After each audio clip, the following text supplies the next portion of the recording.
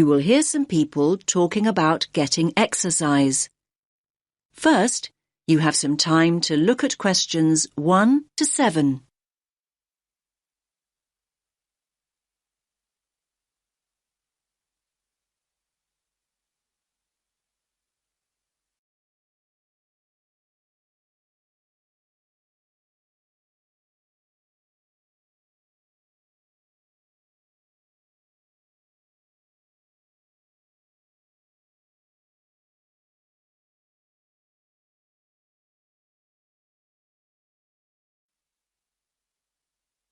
Listen carefully to the first part of the conversation and answer questions 1 and 2. Hey, Janos, have you seen this notice here? What's that? Join our mole walking program, Get Fit, for free. Now, I like the sound of that. I can't afford to keep up my gym membership this term. It's too expensive. I know what you mean. But what exactly is mole walking? Sounds a bit boring to me. Hold on. OK, it may sound boring, but it might be a great opportunity to take exercise. Think about it. A climate-controlled environment where you can take exercise without having to worry about the wind or the rain. Wind and rain? Have you actually looked at the weather outside? It's snow and ice out there. I only came into the mall to keep warm. Well, it is winter and we are in Canada after all. So just think, by mall walking we can exercise indoors instead of outdoors. Great. And another thing, we won't have to worry about the traffic. Just think, no busy roads to cross and no rush hours to think about. Come on, it's worth a try. You're still not exactly selling it to me. Imagine walking past the same stores and they're not even open. So what's the point of that? Oh, come on, Janos. Just think about it as an opportunity to window shop and keep an eye out for bargains. And what about all the amazing decorations and displays we can take a look at? I think it sounds like fun. Did you say fun? Walking on a hard surface like concrete. Give me grass any day. Much more comfortable on the feet. And there's another thing. In a mall, you're always close to restrooms. And water, come to that. What could be better than that? I think I know the answer to that one. Exercising in a gym is a whole lot better. Well, anyway, we can get more details at the like more information about the mall So, walking do you want to come with programme. me or not? Great. We're always I'll looking give it for a new miss. members. I'm off to the Can I gym just to ask make the you how most you of found my out about the membership programme? before it runs out. On the notice board on the first floor. Oh, that's great. Most of our new members come through the website or through friends. Good to know people still read the notice board here in the mall. Yes, I guess so. Now, let me give you some details. The programme runs weekdays, Monday through Friday. And it's an early start. Wait for it. Walkers meet at 7 a.m. 7 a.m? That is pretty early.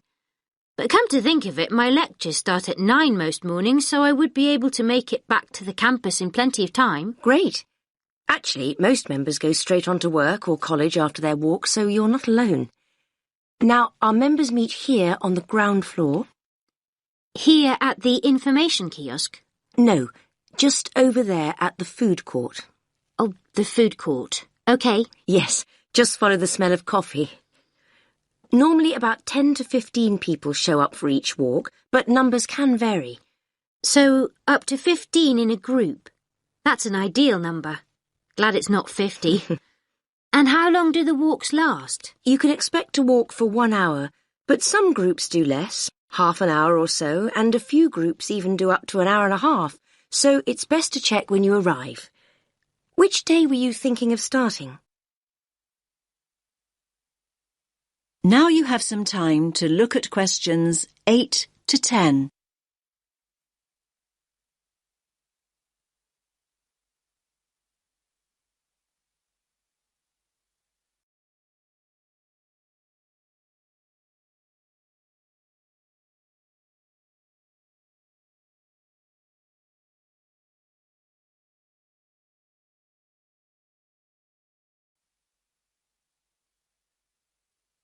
Now listen to the rest of the conversation and answer questions 8 to 10. Well, next Monday would work for me. Morning lectures have been cancelled, so I would have plenty of time. Monday the 4th of February? Yes, that's right. OK. So let's get your details. Can you give me your full name? Anya Karczewskaya. Can you spell your surname, please? Yes. Karczewskaya.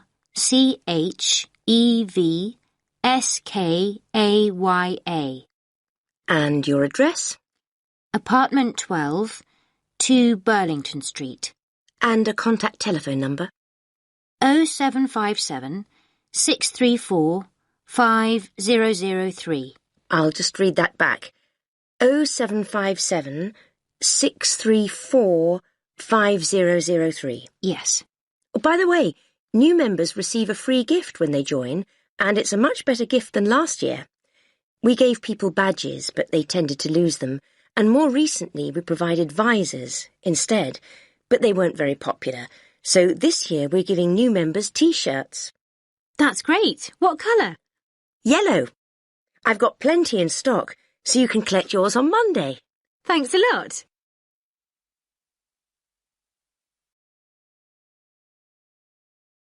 That is the end of part 1. You now have half a minute to check your answers.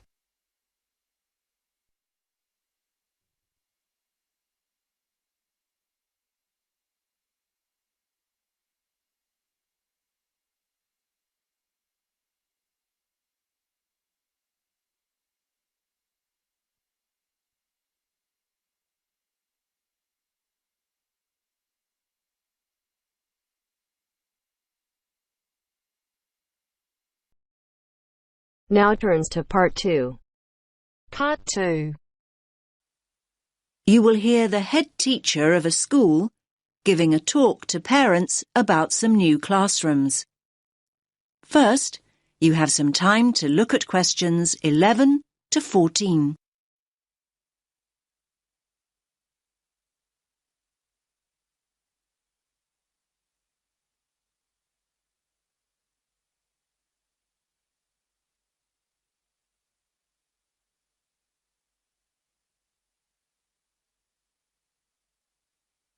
Listen carefully to the first part of the talk and answer questions 11 to 14. Good evening, everyone, and thanks for making it along. I know how busy you all are with term coming to an end. As you know, the aim of this meeting is to show you the plans we've got to add 2 new classrooms and how that will affect the playground. Now, I've heard that quite a few of you are worried that there'll be hardly any playground left, but I want to reassure you that that's not the case at all. I think there's been quite a lot of uninformed talk going on, and people have started worrying unduly. I certainly hope I can dispel any of your concerns this evening. Firstly, I have a plan of what the school should look like, which I'll project onto the screen. The school governors and the developers want to hear your feedback before making final decisions. Your feedback's very important. When I've gone through the plan with you, you can ask questions and we'll discuss those queries in detail. There'll be plenty of time to tell us what you think over the coming weeks. And once the plans are a little more developed, they'll be available online. There'll be a weekly update, and once the actual construction begins, you'll be able to check progress as it happens. Personally, I'm very happy with where we've got to. I knew we had to have the extra space, but I must admit I worried long and hard about what we might have to sacrifice for it. The developers have certainly convinced me that we've made the right decision. You now have some time to look at questions 15 to 20.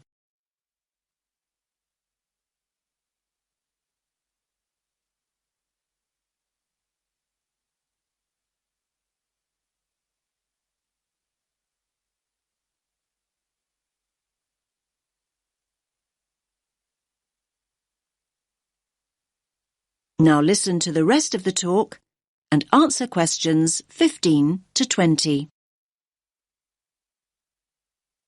Right, can everyone see the plan now? Good. Let's start at the Balfour Road entrance, since that's where most of you come and go from. The Farley Road entrance and lower playground won't be affected at all. Now, as you come into the top playground, the two new classrooms will be on the right. There'll be a new gate and the steps down will be rebuilt. There'll be a ramp for disabled visitors too. On the plan here, only the parts of the building affected by the plans are shown. I'll explain why the hall is marked on later. So, as I said, the new classrooms will be to the right of the entrance and, as you can see, will take up very little of the playground space. We feel the Year 6 children need their own area away from the younger children. So, this one on the left of the two rooms will be the new Year 6 classroom. As you can see, there's no direct entrance from the playground. The plan is to include a small entrance area here from the playground for coats and boots and so on. Entrance to the classroom will be from that area. There'll also be an additional entrance to the hall from this cloakroom, so children will be able to get to the hall from two different directions, from inside the main building and from the new entrance area. I hope that's clear. Now, as you all know, the hall doubles up as the cafeteria at lunchtime. One of the rumours I heard was that we're planning to dispense with the cafeteria and open up a snack bar. I can categorically state that replacing healthy school meals with a snack bar is not remotely in our thoughts. The other new classroom, that's the one with the playground entrance here, is going to be an exciting new venture for us. That's because its principal use will be for the preschool and after-school clubs. More and more parents want that facility outside school hours, and we need a dedicated space to run these activities. I think there were also worries about the nursery school, though I'm not really sure why, to be honest with you. I can tell you now that the whole area on the other side of the main school building will be totally unaffected. The nursery will continue operating as it does now. There will be a couple of smaller constructions, modernisation work really, down here on the other side of the top playground. Cycling into school is getting more and more popular, so we're replacing the old bike sheds with a brand new bicycle bay. There'll be space for 60 bikes. The children's toilets will also be modernised, and the children will be able to enter them from inside the school building rather than from the playground as they do now. There'll be brand new staff toilets in that part of the building too, I'm pleased to say. So, I hope that's at least started to allay a few fears. Take a few minutes to look at the plan that I'll get out of the way. Then I'll answer a few questions if you have any. Does that make sense to you? That is the end of part 2. You now have half a minute to check your answers.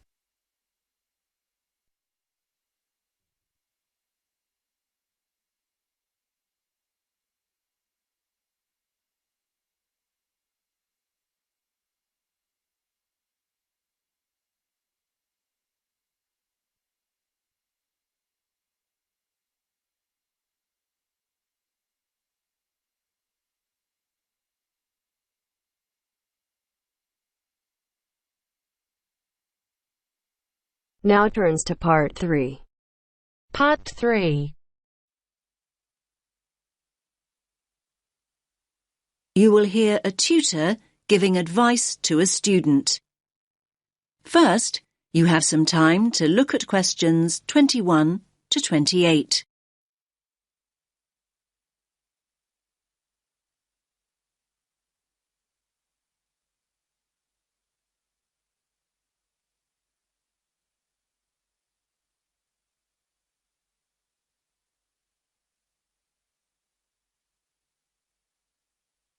Listen carefully to the first part of the conversation and answer questions 21 to 28. Hi, Leo. What is it you wanted to ask me about?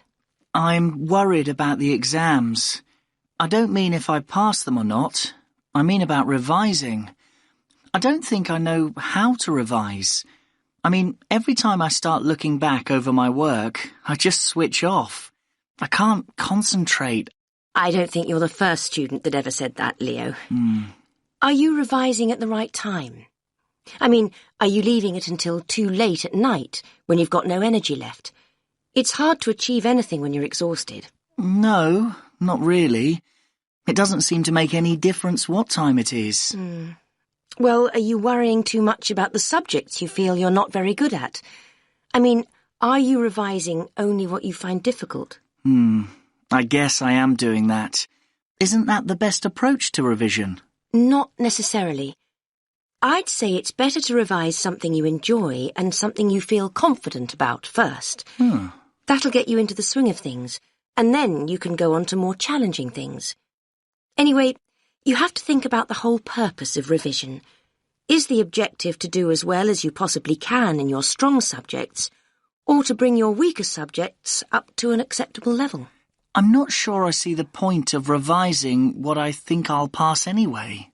But revising a stronger subject might mean getting an A grade rather than a B.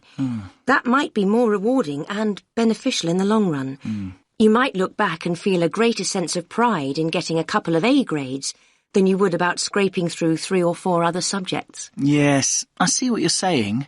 I hadn't thought about it like that before. I'm not saying that that's what you should do. I'm trying to help you see the possibilities. Yes, I see that. Do you think I should accept that there are 1 or 2 subjects I'll fail and just forget about them? Oh, I wouldn't want to give you that advice. I think you should go into each of the exams at least hoping for a pass grade. My advice would be to set a time limit on how long you'll spend on each subject. You may want to spend a little longer on the subjects you find most difficult, but not an excessive amount of time. Yes, thanks. That's helpful advice. Do you have any more tips about how to go about the actual studying? I mean, how can I keep focused? Well, what sort of learner do you think you are? What do you mean? Well, if you're a visual learner, you like seeing things. From what I know of you, I think you probably are a very visual learner. So what does that mean in terms of revising? You probably learn best with images or diagrams. You could try organising information into tables or flowcharts. I do sometimes make mind maps. Good idea. I think mind maps can really help you organise your thoughts. And another thing, have you thought about revising with other students? I didn't think that would be a good idea. I mean, if I can't concentrate by myself, I certainly wouldn't be able to concentrate when there's another person there to distract me. Now you have some time to look at questions 29 and 30.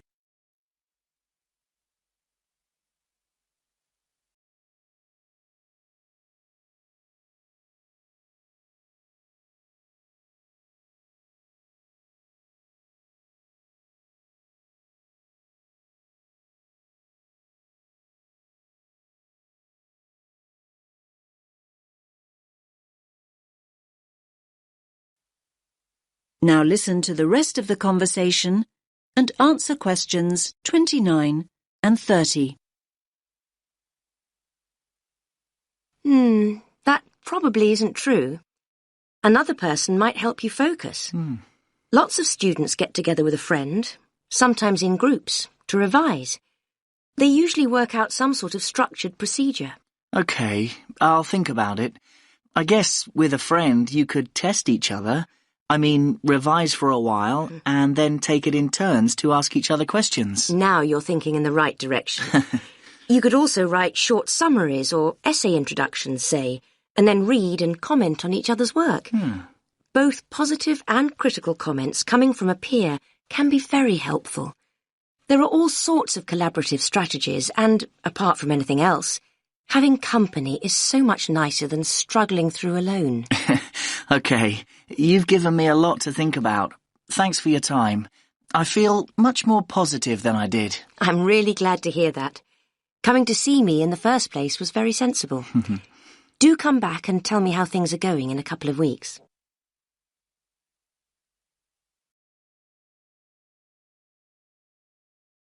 That is the end of part 3.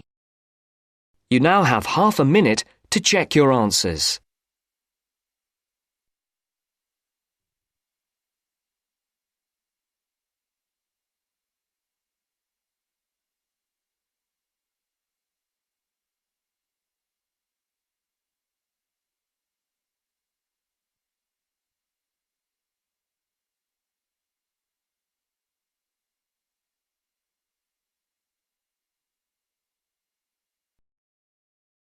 Now turns to part 4.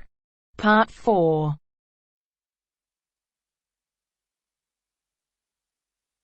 You will hear a woman giving a lecture about the positive effects of laughter. First, you have some time to look at questions 31 to 40.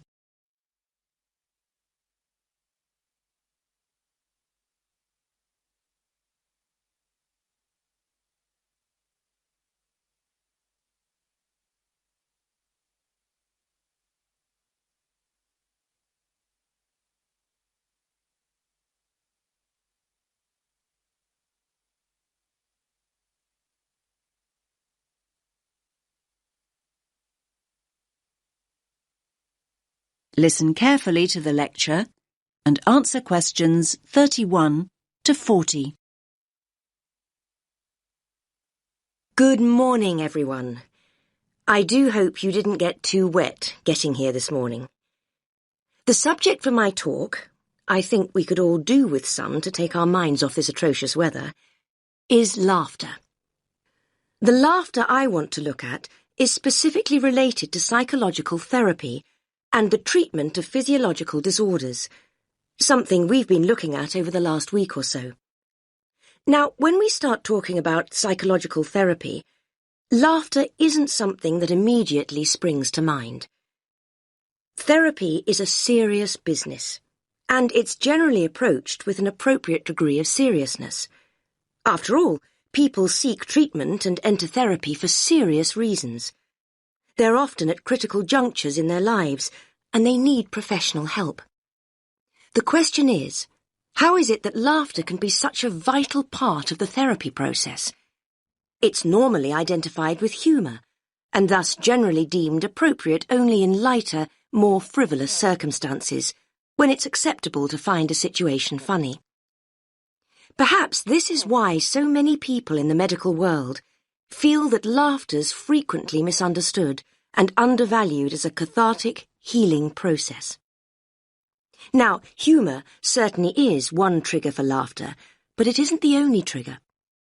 If we take as a starting point the fact that laughter is a physical process that releases emotional pain, it follows that stress, anxiety, and tension may prompt the same response.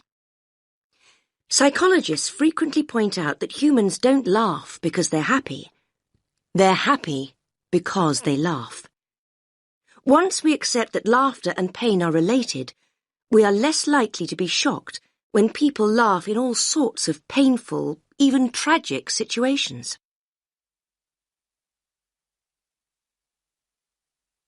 Cathartic psychotherapy utilizes laughter as an essential medium for healing emotional pain. It's specific to the release of anger, fear, and boredom. When people laugh, they free themselves of painful feelings. The amount of pain the body releases during a single burst of laughter is immeasurable, but we know that the body will keep discharging pain cathartically until there's no longer a need. The only obstacle to the process is the self-constraint we learn to impose on ourselves during our early years. We're taught the virtues of self-control from infancy, and any loss of that control during an emotional outpouring is discomforting. We fail to realize that when we lose control, we actually gain in many other ways. Our cultural preference for processing feelings cognitively, instead of feeling them physically, maintains and prolongs emotional distress. Patients who have had upbringings during which feelings were suppressed may have quashed their ability to laugh, cry, and become angry. Clinicians can help individuals regain these cathartic processes, enabling them to release deep-rooted emotions that may be an obstacle to happiness. Only now has research begun to validate the notion that emotions are stored in the body rather than the mind. Recently developed cathartic techniques allow practitioners to teach patients how to access their hidden emotions and release them. The more catharsis the patient experiences, the more rapidly he or she progresses through the healing process. Laughter is probably the least threatening cathartic process, at least to the person expressing the laughter, and so it has an essential role. It's often a stepping stone to other forms of emotional release, like crying or showing rage. So why, you might ask, has the mental health community been so slow to accept laughter as a healing tool? Well, for reasons I've already outlined. Like any expression of the true self, laughter is radical and revolutionary, and laughing at what is seemingly misfortune upsets conformity. We in the medical professions must challenge the antiquated view that adult laughter is silly and inappropriate. We have to ensure that patients don't reject the healing power of their laughter, in the fear that others will see them as making light of their issues. Traditionally, mental health practitioners have viewed laughter as a way of hiding painful emotion. In contrast, cathartic psychotherapy understands that laughter releases emotion. Through laughter, feelings erupt from within into the outside world. If people suppress laughter, they also stifle the release of pain. The catharsis of laughter doesn't change people's circumstances, but it does change the way people relate to those circumstances. It enables them to take a different view, a view from which terrible misfortune can seem so much more bearable. This allows people to remember, to feel, and to explore without fearing that they'll be trapped by what they can't control. Life's most tragic events often have an essence of absurdity, and this can be the trigger point for laughter. Some people deal with emotional pain instinctively and come along to therapy already laughing and crying. There are many others, however, that need assistance. That is the end of part 4. You now have half a minute to check your answers.